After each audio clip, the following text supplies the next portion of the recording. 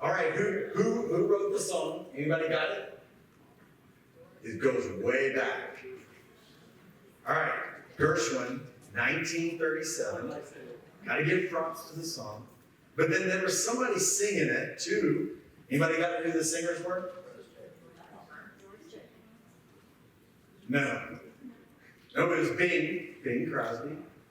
And it was also Rosemary Clooney. That was 1960. But Bing is so smooth, I love it. But timing is strategy, strategy is timing.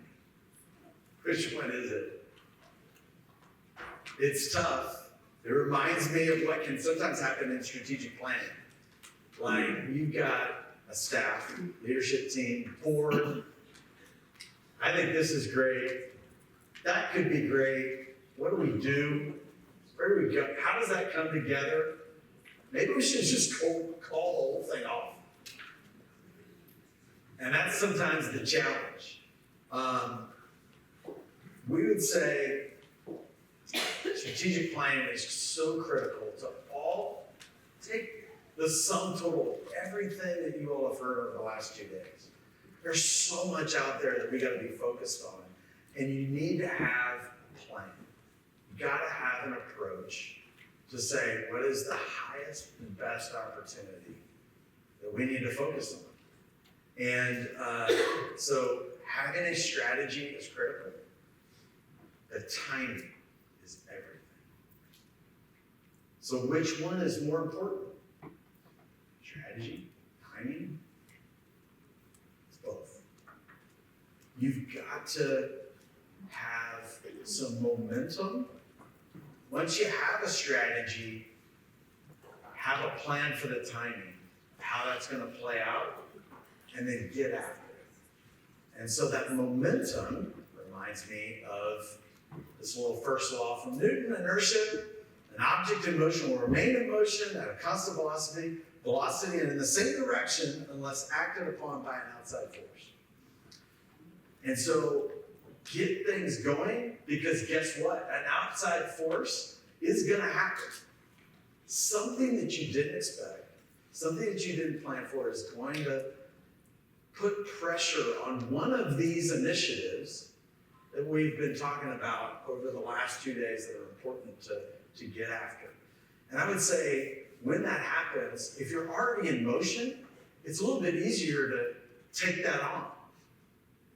If you're still standing still and then you get hit with that, it's just another objection, another complication that you have to then think about, put a strategy in place to try to overcome it. And so in a strategic plan, you want to have flexibility built in so that you can deal with those things that will happen that you don't quite expect.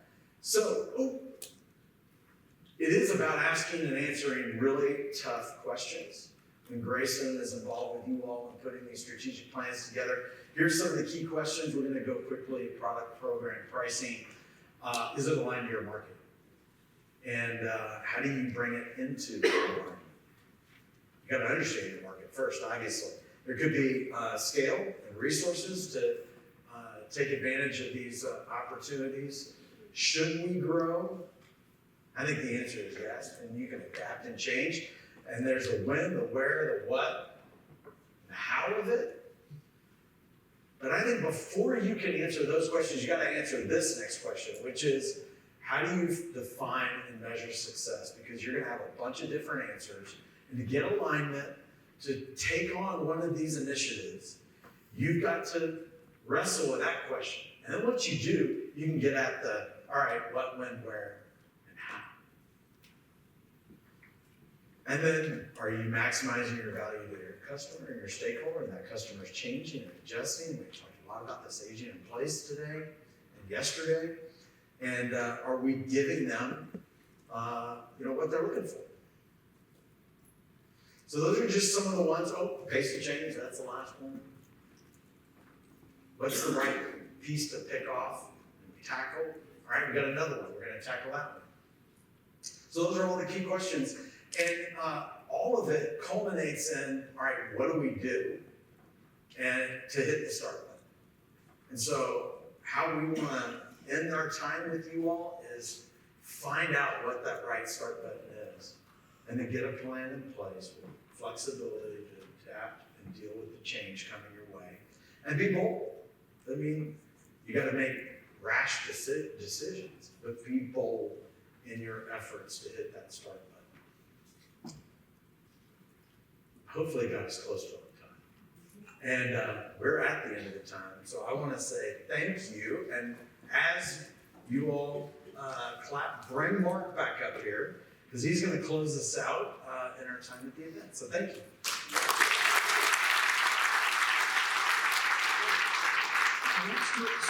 When Stuart said to expect the unexpected and to be prepared, were you all prepared for Stuart's blue socks? I don't so. See? He's getting out of his comfort zone. I still have to learn because I have 30-year-old boat shoes on, all right? Stuart, thank you for the phenomenal job. Thank you to each and every one of you all that took time out of your precious schedules to join us today and yesterday for hopefully a little bit of learning, some fun, some fellowship, and getting to know some of your peers in the industry. We are always striving to improve the event, so you will receive via email a survey that asks, what can we do better? What are some topics that would be of interest to you in the future? And then lastly, should we continue to do this event last couple weeks of June? Or would you rather us move it back to the middle of July like we had done many, many years ago? And we're just kind of wanting to test the waters on that. So please respond to the survey. Key events that occurred here have been videotaped and will be available on, what's that, TMZ, is that it? No. Katie has videotaped this, so she's going to edit it, and we're going to post those videos that you'll be able to share with board members or other members of your executive management team, if you like. But lastly, on behalf of John Spooner, myself, and all the other executives at Greystone, thank you, and thank you to the team that helped put this on and make it seem like it is effortless and seamless. It is not. So, Philip, Aaron, Julie, Katie Mims, Cindy, Tori, Lori, Rosa, and I'm sure I've left some people out, Amanda, thank you all very much for making this a great event for everybody.